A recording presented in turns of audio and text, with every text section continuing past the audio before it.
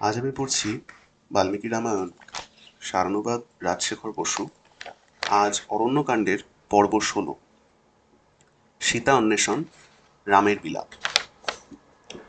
মৃগরূপী মারীচকে বধ করে রাম আশ্রমের দিকে চললেন। অশুভ সূচক শৃগালরব শুনে তিনি শঙ্কিত হয়ে ভাবলেন, নিশ্চয়ই কোনো বিপদ ঘটেছে। রাক্ষসরা কি সীতাকে ভক্ষণ করলে? মারীচ আমার স্বর অনুকরণ করে চিৎকার করছিল। হয়তো তা শুনে লক্ষ্মণ সীতাকে ছেড়ে এখানে আসবেন, কিংবা সীতাই তাকে পাঠাবেন। জনস্থানের যুদ্ধের পর থেকে রাক্ষসদের সঙ্গে আমার শত্রুতা হয়েছে। জানি না সীতা নিরাপদে আছেন কিনা। মৃগপক্ষীগণ রামের বাম দিকে ঘোর রবে ডাকতে লাগল। রাম দেখলেন বিষণ্ণ হয়ে লক্ষ্মণ আসছেন। রাম তার বাঁ হাত ধরে মিষ্ট ভর্ৎসনা করে বললেন, লক্ষ্মণ, রাক্ষস সমাকুল বিজন বনে সীতাকে একলা রেখে তোমার চলে আসা গর্হিত হয়েছে। আমি চারিদিকে দুর্লক্ষণ দেখছি, আমার বাম চক্ষু স্পন্দিত হচ্ছে। নিশ্চয়ই সীতা নেই, তিনি অপহৃতা হয়েছেন বা মরেছেন বা পথে পথে ভ্রমণ করছেন। আমার প্রাণাপেক্ষা প্রিয়তরা বৈদেহী কি জীবিত আছেন? আমার বনবাস কি মিথ্যা হবে? লক্ষণ, আমি আশ্রমে গেলে সীতা যদি সম্মুখে এসে হাস্যমুখে কথা না বলেন, তবে আমি মরব। বলো লক্ষণ, সীতা বেঁচে আছেন কিনা? তোমার অসাবধানতার ফলে রাক্ষসরা কি সেই দুঃখিনীকে খেয়ে ফেলেছে? লক্ষণ বললেন, আমি স্বেচ্ছায় চলে আসিনি। আপনার আর্তস্বর শুনে ভয় পেয়ে সীতা সরোদনে আমাকে বললেন, শীঘ্র যাও। আমি তাকে আশ্বাস দিয়ে বললাম, রামের ভয়ের কারণ হতে পারে এমন রাক্ষস দেখি না। আপনি নিশ্চিন্ত হন। রামকে যুদ্ধে জয় করতে পারে ত্রিলোকে এমন কেউ নেই। বৈদেহী মোহগ্রস্ত হয়ে আমাকে এই দারুণ বাক্য বললেন, ভ্রাতা বিনষ্ট হলে আমাকে পাবে, এই তোমার দুষ্ট অভিপ্রায়। তুমি নিশ্চয়ই ভরতের সংকেতে রামের সঙ্গে এসেছ। তুমি প্রচ্ছন্ন শত্রু, সেজন্য রামের আর্তরব শুনেও যাচ্ছ না। সীতার এই কথায় আমার অত্যন্ত ক্রোধ হলো। আমি আশ্রম থেকে চলে এলাম।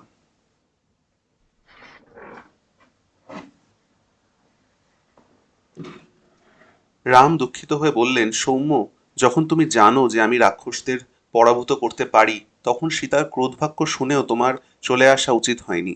ক্রুদ্ধা নারীর পৌরুষ বাক্য শুনে তুমি আমার আদেশ লঙ্ঘন করেছ, এজন্য আমি অসন্তুষ্ট হয়েছি। এই রূপে কথা বলতে বলতে তারা দ্রুত পদে আশ্রমে এসে দেখলেন সীতা নেই। তাঁদের কুটির হেমন্তকালে পদ্মহীন সরোবরের ন্যায় শ্রীহীন। বৃক্ষ সকল যেন রোদন করছে। মৃগপক্ষী কাতর, বনদেবতারা যেন আশ্রম ছেড়ে চলে গেছেন। শোকে রক্তনেত্র উন্মত্ত হয়ে রাম সর্বত্র অন্বেষণ করতে লাগলেন এবং বিভিন্ন বৃক্ষকে সম্বোধন করে বললেন, কদম্ব, আমার প্রিয়া তোমাকে ভালোবাসেন, তাকে দেখেছ? সুমুখী সীতা কোথায় যদি জানো তো বলো। অশোক, আমি শোকে চেতনাহীন হয়েছি, তুমি আমার শোক দূর করো। প্রিয়াকে দেখিয়ে শীঘ্র আমাকে অশোক করো। কর্ণিকার, তুমি আজ পুষ্পিত হয়ে অতিশয় শোভিত হয়েছ, তুমি আমার প্রিয়ার প্রিয়, সেই সাধ্যিকে যদি দেখে থাকো তো বলো। রাম এই প্রকারে মৃগ, হস্তি, ব্যাঘ্র প্রভৃতি পশুকেও প্রশ্ন করতে লাগলেন। সীতাকে দেখতে পেয়েছেন মনে করে তিনি উদ্ভ্রান্ত হয়ে বললেন, কমলনয়না প্রিয়া, কেন দৌড়ে যাচ্ছ? আমি যে তোমাকে দেখেছি গাছের আড়াল থেকে, কেন আমার কথার উত্তর দিচ্ছ না? বরারোহা, থামো থামো, আমার উপর তোমার করুণা নেই? তুমি তো অত্যন্ত পরিহাসপ্রিয়া নও, তবে কেন আমাকে উপেক্ষা করছো? বন, পর্বত, নদী, প্রস্রবণ প্রভৃতি নানা স্থানে রাম বেগে ভ্রমণ করে সীতাকে খুঁজতে লাগলেন। লক্ষ্মণকে বললেন, সীতার বিরহে আমি বাঁচব না। পিতা আমাকে পরলোকে দেখে ধিক্কার দিয়ে বলবেন, তুমি আমার প্রতিজ্ঞা পালনের ভার নিয়েছিলে, তবে বনবাসের কাল পূর্ণ না হতেই এখানে এলে কেন? শোকমগ্ন রামকে সান্ত্বনা দিয়ে লক্ষ্মণ বললেন, আপনি বিষাদগ্রস্ত হবেন না। আসুন দুজনে অনুসন্ধান করি। মৈথিলী বনে বিচরণ করতে ভালোবাসেন। হয়তো তিনি বনে বা কমলভূষিত সরোবরে বা মৎস্যবহুল নদীর নিকটে গেছেন, কিংবা আমাদের ভয় দেখাবার জন্য লুকিয়ে আছেন। দণ্ডকারণ্যের বহু স্থানে ভ্রমণ করেও সীতাকে পাওয়া গেল না। লক্ষ্মণ নানা প্রকারে প্রবদ দিতে লাগলেন, কিন্তু রাম শান্ত হলেন না। বললেন, বোধহয় পৃথিবীতে আমার ন্যায় পাপী আর কেউ নেই, তাই শোকের পর শোক আমার হৃদয় মন বিদীর্ণ করছে। আমার রাজ্যনাশ, স্বজন বিচ্ছেদ, মাতৃবিরহ ও পিতৃবিয়োগ হয়েছে। বনে এসে শান্তি পেয়েছিলাম, কিন্তু সীতার বিরহে সমস্ত দুঃখ অগ্নিতে কাষ্ঠযোগের ন্যায় প্রদীপ্ত হয়ে উঠেছে। রাক্ষসরা যখন সীতাকে হরণ করে, তখন তিনি ভয় কতই কেঁদেছেন। হয়তোবা তার হাড়ভূষিত গ্রীবা ছিন্ন করে রাক্ষসরা রুধির পান করছে। হয়তো তিনি গোদাবরীতে গেছেন, অথবা পদ্ম আনতে কোনো সরোবরে গেছেন। এসো আমরা খুঁজে দেখি। না, তিনি অতি ভীরু, একাকী বনে যাবেন না। হে আদিত্য, তুমি লোকের সমস্ত কার্য জানো, তুমি সত্যাসত্যের সাক্ষী। আমার প্রিয়া কোথায় গেছেন, অথবা কে তাকে হরণ করেছে বলো। বায়ু, তুমি বলো, তিনি মৃতা না অপহৃতা, অথবা তাকে পথে কোথাও দেখেছ। পর্ব 17। রামের ক্রোধ। রাম গোদাবরী নদীর কাছে গিয়ে জিজ্ঞাসা করলেন, সীতা কোথায়? প্রাণীগণ অনুরোধ করতে লাগলো, কিন্তু রাবণের ভয়ে নদী উত্তর দিলে না। রাম হতাশ হয়ে বললেন, লক্ষণ, আমি সীতাকে হারিয়ে রাজা জনক এবং আমার মাতাকে কি করে অপ্রিয় সংবাদ দেব? এখন মন্দাকিনী নদী, জনস্থান এবং এই প্রস্রবণগিরি সর্বত্রই অনুসন্ধান করব। ওই হরিণরা বারবার আমাকে দেখছে, যেন কিছু বলতে চাচ্ছে। রাম বাষ্পাকুল কণ্ঠে জিজ্ঞাসা করলেন, কোথায় সীতা? হরিণরা সহসা উত্থিত হয়ে দক্ষিণ আকাশের দিকে চাইতে লাগলো, এবং সীতা যে পথে অপহৃতা হয়েছিলেন সেই দিকে সরে গেল। লক্ষণ তাদের ইঙ্গিত বুঝে রামকে বললেন, চলুন আমরা দক্ষিণ দিকে যাই। কিছু দূরে তারা ভূমিতে নিপতিত পুষ্প দেখতে পেলেন। রাম বললেন, আমি এই সকল পুষ্প বৈদেহীকে দিয়েছিলাম, তিনি এগুলো কবরীতে পড়েছিলেন। রাম আকুল হয়ে প্রস্রবণগিরিকে বললেন, পর্বতপতি, তুমি এক সর্বাঙ্গ সুন্দরী রমণীকেই বনে দেখেছ? আমি তাকে হারিয়েছি। সেই হেমবর্ণা সীতাকে দেখাও, নয়তো তোমার শীর্ষ ধ্বংস করব। এই নদীও যদি সীতার সংবাদ না বলে, তবে একেও শুষ্ক করে ফেলব। এমন সময় রাম ভূমিতে রাক্ষসের ও সীতার পদচিহ্ন দেখতে পেলেন। তার নিকটে ভগ্নতনু, তুনীর এবং বহু খণ্ডে বিক্ষিপ্ত রথও পড়ে আছে। রাম বললেন, এই দেখো লক্ষণ, সীতার অলঙ্কার ও বিবিধ মাল্য বিকীর্ণ রয়েছে, ধরণীতল শোণিত বিন্দুতে আবৃত। বোধহয় রাক্ষসরা তাকে খণ্ড খণ্ড করে খেয়েছে। দুজন রাক্ষস তাঁর জন্য ঘোর যুদ্ধ করেছে। এই দেখো, রত্নখচিত মহাধনু, কাঞ্চনময় বর্ম, শতশলাকাময় ছত্র ভেঙে পড়ে রয়েছে। এই অগ্নিতুল্য দ্যুতমান ধ্বজ, যুদ্ধরথ, এই সকল স্বর্ণ কবচাবৃত পিশাচবদন, নিহত খড়, ঘোর দর্শন বাণসমূহ, নিহত সারথি, এই সমস্ত কার? রাক্ষস না দেবতা? দক্ষিণী সীতা এই মহাবনে অপহৃত বা নিহত বা ভক্ষিত হয়েছেন। ধর্ম তাকে রক্ষা করলেন না, কেউ আমার সহায় হলেন না। লক্ষণ, যিনি সর্বকালের কর্তা ও বীর, তিনিও যদি করুণ স্বভাব হন, তবে অজ্ঞানবশে লোকে তাঁকে অবজ্ঞা করতে পারে। আমি মৃদু স্বভাব, লোকহিতে রত, সংযতেন্দ্রিয় ও করুণাশীল, সেজন্য দেবগণ নিশ্চয়ই আমাকে নিবীর্য মনে করেন। আমার গুণই দোষ হয়ে পড়েছে। দেখো লক্ষণ, প্রলয়ের মহাসূর্য যেমন চন্দ্রের জ্যোৎস্না সংহার করে উদিত হন, সেইরূপ সর্বভূতের ও রাক্ষসদের বিনাশের নিমিত্ত আজ আমার তেজ সকল গুণ লুপ্ত করে প্রকাশিত হবে। জরা, মৃত্যু, কাল ও দৈবকে যেমন কেউ কখনো প্রতিহত করতে পারে না, সেইরূপ ক্রোধাপন্ন আমাকেও কেউ নিবারণ করতে পারবে না। প্রলয়কালে রুদ্রের ন্যায় লোকসংহারে উদ্যত রামের অদৃষ্টপূর্ব ক্রুদ্ধ মূর্তি দেখে লক্ষণ কৃতাঞ্জলি হয়ে বললেন, আমি সর্বভূতের হিতকারী, ক্রোধের বশবর্তী হয়ে নিজ স্বভাব বিসর্জন দেবে না। এখানে ঘোর যুদ্ধ হয়েছিল, তার লক্ষণ দেখছি, কিন্তু একজনেরই যুদ্ধ বহু সৈন্যের পদচিহ্ন দেখছি না। আপনি আমার সঙ্গে এবং ঋষিগণের সহায়তায় সমুদ্র, পর্বত, বন, গুহা এবং দেবলোক, গন্ধর্বলোক সর্বত্র অনুসন্ধান করুন। যদি দেবগণ সীতার সন্ধান না দেন, তবে আপনার স্বর্ণপুঙ্খ বজ্রতুল্য স্বরে সমস্ত উৎসাদিত করবেন। আপনি আশ্বস্ত হন, বিপদ কার না হয়, সকল লোকের পক্ষেই এ স্বাভাবিক ঘটনা। সীতা যদি বিনষ্ট হয়ে থাকেন, তাহলেও সামান্য লোকের ন্যায় আপনার শোক করা উচিত নয়। আপনি লৌকিক এবং অলৌকিক শক্তির অধিকারী, এখন তারই প্রয়োগ দ্বারা শত্রুবধের উদ্যোগ করুন। পর্ব 18। জটায়ু মৃত্যু। রাম ক্রোধ সংবরণ করে তাঁর ধনুতে ভর দিয়ে লক্ষণকে বললেন, বৎস, এখন আমরা কি করব, কোথায় যাব, কোন উপায়ে সীতাকে দেখতে পাবো, তার উপায় চিন্তা করো। লক্ষণ বললেন, এই জনস্থানে বহু রাক্ষস থাকে, এখানকার গিরিদুর্গ, কন্দর, গুহা সমস্তই আমরা খুঁজে দেখব, চলুন। যেতে যেতে এক স্থানে রাম দেখলেন গিরিশৃঙ্গের ন্যায় জটায়ু রক্তাক্ত দেহে পড়ে আছেন। ধনুতে ক্ষুরধার স্বর সন্ধান করে রাম বললেন, এই পক্ষীরূপধারী রাক্ষসী সীতাকে খেয়েছে, তাতে সন্দেহ নেই, একে আমি বধ করছি। জটায়ু সফেন রুধির বমন করতে করতে অতি দীন বাক্যে বললেন, আয়ুষ্মান, তুমি যাকে খুঁজছ সেই দেবীকে রাবণ হরণ করেছে, আমার প্রাণও হরণ করেছে। অসহায়া সীতাকে রাবণ নিয়ে যাচ্ছে দেখে আমি তার সঙ্গে যুদ্ধ করে তাকে ভূপাতিত করেছি। তার ধনু, স্বর, রথ ও ছত্র চূর্ণ করেছি, সারথীকেও বধ করেছি। অবশেষে আমাকে পরিশ্রান্ত দেখে রাবণ খড়গাঘাতে আমার পক্ষ ছেদন করে সীতাকে আকাশমার্গে নিয়ে গেছে। রাক্ষস আমাকে মেরে রেখেছে, তুমি আবার মেরো না। ধনু ফেলে দিয়ে রাম সরোদনে জটায়ুকে আলিঙ্গন করে লক্ষণকে বললেন, রাজ্যনাশ, বনবাস, সীতাবিয়োগ, জটায়ুর মরণ সবই আমার ভাগ্যে হলো। আমার অলক্ষী অগ্নিকেও দগ্ধ করতে, সাগরকেও শুষ্ক করতে পারে। এই মহাবল গৃধ্ররাজ পিতৃবয়স্য জটায়ু মরণাপন্ন হয়েছেন। ছিন্নপক্ষ রক্তাক্ত দেহ জটায়ুকে ধরে ভূপতিত হয়ে রাম বললেন, আমার প্রাণসমা বৈদেহী কোথায়?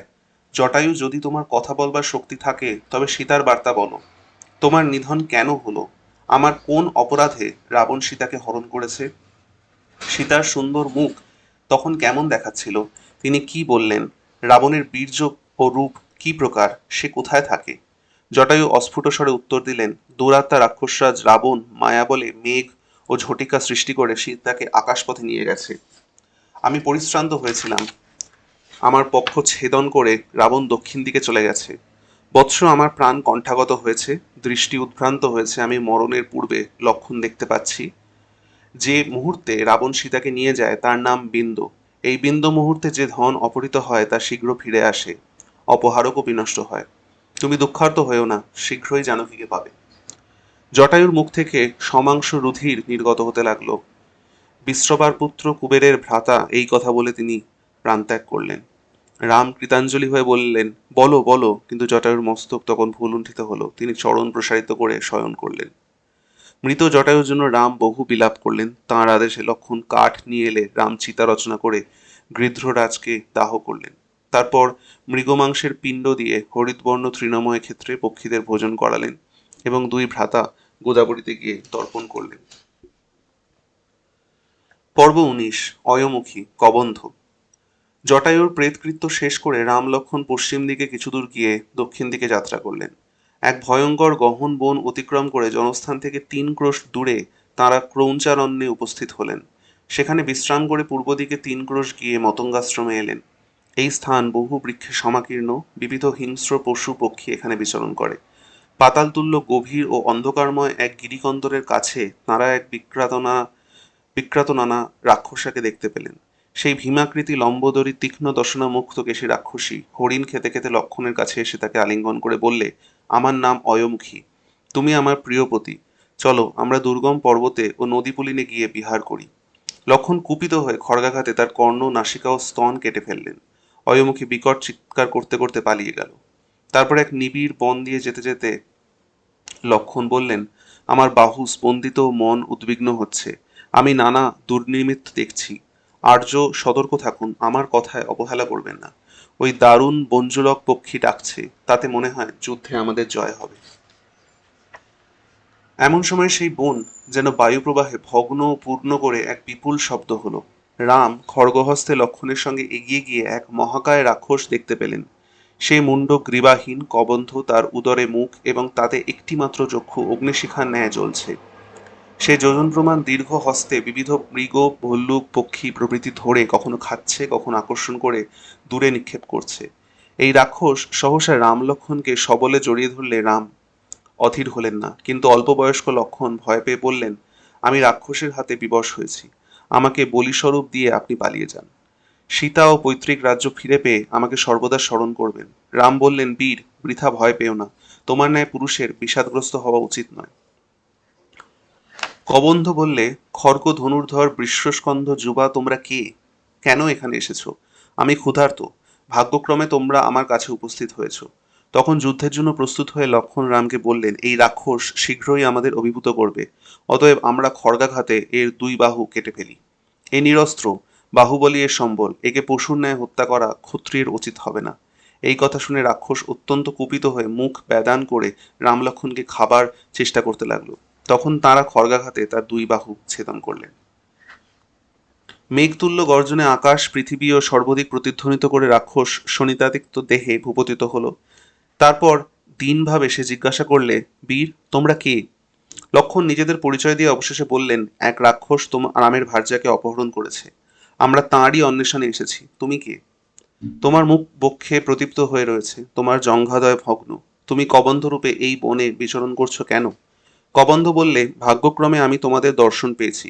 পূর্বে আমার রূপ সূর্য, চন্দ্র এবং ইন্দ্রের ন্যায় প্রসিদ্ধ ছিল, কিন্তু আমি রাক্ষস রূপে বনবাসী ঋষিদের ভয় দেখাতাম। একদা স্থূলশিরা নামক এক ঋষির আহৃত ফলমূলাদি আমি কেড়ে নিয়েছিলাম। তাঁর অভিশাপে আমার রূপ কুৎসিত হলো। সাপের অবসানের নিমিত্ত আমি প্রার্থনা করলে তিনি বললেন, যখন রাম তোমার বাহু ছেদন করে বিজন বনে তোমাকে দগ্ধ করবেন তখন নিজরূপ ফিরে পাবে। আমি শ্রী নামক দানবের পুত্র দনু। আমার কঠোর তপস্যায় প্রীত হয়ে ব্রহ্মা আমাকে দীর্ঘ আয়ু দান করেন। আমি গর্বিত হয়ে ভাবলাম, ইন্দ্র আমার কি করতে পারেন। এই মনে করে আমি ইন্দ্রের সঙ্গে যুদ্ধ করতে গেলাম।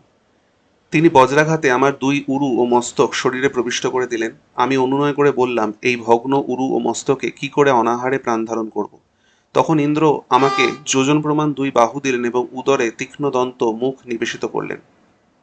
তিনি আরো বললেন, রাম লক্ষণ, তোমার বাহু ছেদন করলে তুমি স্বর্গে যাবে। সেই থেকে আমি বনে বিচরণ করি এবং দীর্ঘ বাহু দ্বারা সিংহ, ব্যাঘ্র, মৃগাদি ধরে ধরে ভক্ষণ করি। রাম এখন মহর্ষি স্থূলশিরার বাক্য অনুসারে তুমি আমার অগ্নি সংস্কার করো। আমিও তোমাকে সৎপরামর্শ এবং মিত্রের সন্ধান দেব। রাম বললেন, রাবণ আমার ভার্য সীতাকে হরণ করেছে। আমি সেই রাক্ষসের কেবল নামই জানি, তার রূপ, নিবাস, শক্তি কিছুই জানি না। আমরা শোকার্ত হয়ে অনাথের ন্যায় ভ্রমণ করছি। তুমি করুণা করে বলো, সীতাকে কোন ব্যক্তি কোথায় নিয়ে গেছে। আমরা করিশুণ্ড ভগ্নে শুষ্ক কাষ্ঠ সংগ্রহ করে এখানে বৃহৎ গর্ত করে তোমার অগ্নি সংস্কার করব। দনু বললেন, আমি সীতার বিষয়ে জানি না, আমার দিব্যজ্ঞানও এখন নেই। আমার দাহের পর পূর্বরূপ ফিরে পাবো। তখন তোমাকে জানাবো কার কাছে গেলে তুমি রাবণের পরিচয় পাবে। যার কথা বলছি তিনি ন্যায়পরায়ণ, এককালে সমস্ত পৃথিবী পর্যটন করেছিলেন।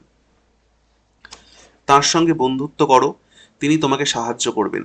এখন সূর্যাস্তের পূর্বেই আমার দাহ শেষ করো। প্রজ্বলিত চিতা থেকে দনু পূর্বরূপে উত্থিত হলেন। তিনি দিব্য বসনভূষণে শোভিত হয়ে হংসযোজিত উজ্জ্বল রথে অন্তরিক্ষে উঠে বললেন, রাম, তুমি আর লক্ষণ বিপন্ন ও দুর্দশাগ্রস্ত হয়েছ। এখন অনুরূপ দশাগ্রস্ত লোকের সঙ্গে তোমার মিত্রতা করা উচিত। এই ভিন্ন অন্য উপায় দেখছি না। সুগ্রীব নামে এক বানর আছেন, তিনি ঋক্ষর জার, ক্ষেত্রজ এবং সূর্যের ঔরসপত্র পুত্র। তিনি তাঁর ভ্রাতা ইন্দ্রপূর্ব বালি কর্তৃক বিতাড়িত হয়ে পম্পা তীরবর্তী ঋষ্যমুখ পর্বতে 4 বানরের সঙ্গে বাস করছেন। সুগ্রীব মহাবলশালী, তেজস্বী, সত্যপ্রতিজ্ঞ, ধীর ও দক্ষ। সীতা অন্বেষণে তিনিই তোমার সহায় ও মিত্র হবেন। তুমি শীঘ্র গিয়ে অগ্নিসাক্ষী করে সুগ্রীবের সঙ্গে মিত্রতা করো। তিনি বানরের অধিপতি বলে অবজ্ঞা করো না। সুগ্রীব কামরূপী, কৃতজ্ঞ, তিনিও সাহায্য প্রার্থী। তোমার ভার্যার অনুসন্ধানের জন্য তিনি মহাকায় বানরদের চতুর্দিকে পাঠাবেন এবং মেরুশৃঙ্গে বা পাতালে গিয়েও রাক্ষস বধ করে সীতাকে তোমার হস্তে দেবেন।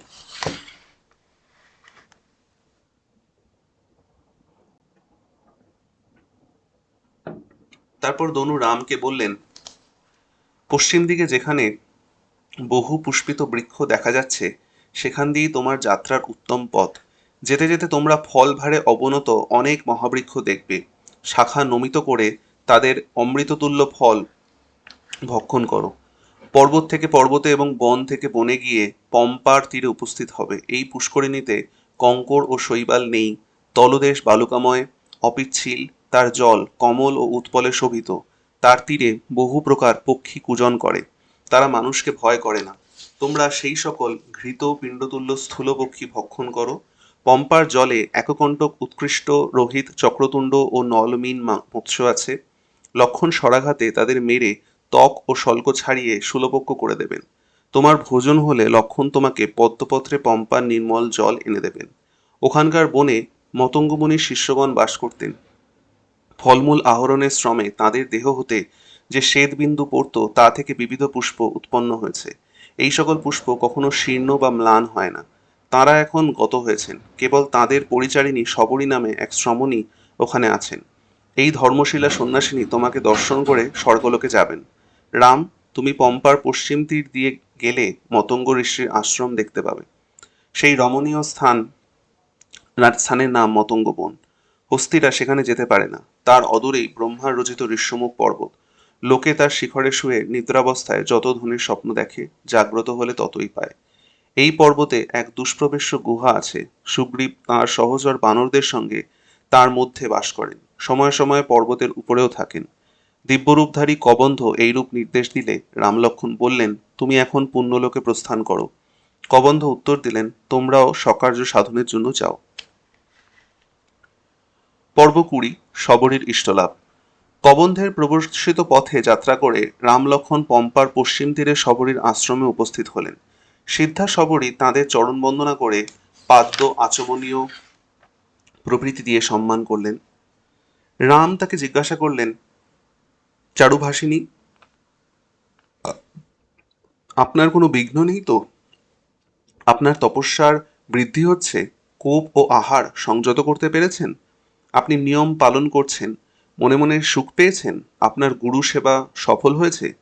বৃদ্ধা শবরী রামের সম্মুখে এসে উত্তর দিলেন, আজ তোমাকে দেখে আমার তপস্যার সিদ্ধিলাভ হলো। আজ আমার জন্ম সফল, গুরু সেবাও সার্থক। নরশ্রেষ্ঠ রাম, তুমি দেবগণেরও শ্রেষ্ঠ।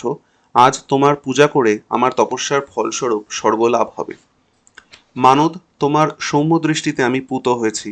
অরিন্দম, তোমার প্রসাদে আমি অক্ষয় লাভ করব। তারপর শবরী বললেন, আমি যে সকল তপস্বীর সেবা করতাম তুমি চিত্রকূটে আসবামাত্র তারা এই আশ্রম থেকে দিব্য বিমানে স্বর্গারোহণ করেছেন। তারা আমাকে বলেছিলেন, রাম তোমার এই পূর্ণ আশ্রমে আসবেন, তাকে ও লক্ষণকে অতিথিরূপে সংবর্ধনা করো। রামের দর্শন পেলে তুমি অক্ষয় লোক লাভ করবে। তাদের এই কথা শুনে আমি পম্পা তীরজাত বিবিধ বর্ণ উপহার তোমার জন্য সঞ্চয় করে রেখেছি। রাম বললেন, আমি দনুর মুখে সেই তপস্বীদের প্রভাবের কথা শুনেছি। যদি আপনার মত হয় তবে তা প্রত্যক্ষ দেখতে ইচ্ছা করি। শবরী বললেন, এই দেখো, নিবিড় মেঘবর্ণ মৃগপক্ষী সমাকুল বিখ্যাত মতঙ্গবন। এই স্থানেই আমার গুরু শুদ্ধাত্মা মহর্ষিগণ মন্ত্রোচ্চারণ করে অগ্নিতে দেহ আহুতি দিয়েছিলেন। এই বেদীর নাম প্রত্যক্ষস্থলী। এতে তাঁরা কম্পিত হস্তে পুষ্প উপহার দিতেন। উপবাসজনিত অবসাদে তাঁরা কখনো কোথাও যেতে পারতেন না। এই দেখো, তাঁদের ইচ্ছাবশেই সপ্তসমুদ্র এখানে এসেছেন। তাঁরা স্নানান্তে যে বলকল বৃক্ষে রাখতেন, যে পুষ্পে পূজা করতেন, তা এখনো অশুষ্ক অম্লান রয়েছে। রাম, তুমি এই বন দেখলে, আমার কথাও সব শুনলে, এখন আজ্ঞা দাও আমি কলেবর ত্যাগ করব। রাম বললেন, আমরা যা দেখেছি তা আশ্চর্য। আপনি আমার সমুচিত সম্মাননা করেছেন, এখন অভীষ্ট লোকে সুখে প্রস্থান করুন। তখন জটাবতী চির অজিন ধারিণী শবরী অগ্নিতে দেহ আহুতি দিয়ে দিব্যরূপে দিব্যালঙ্কার ভূষিতা হয়ে স্বর্গলোকে মহর্ষিগণের নিকট গমন করলেন।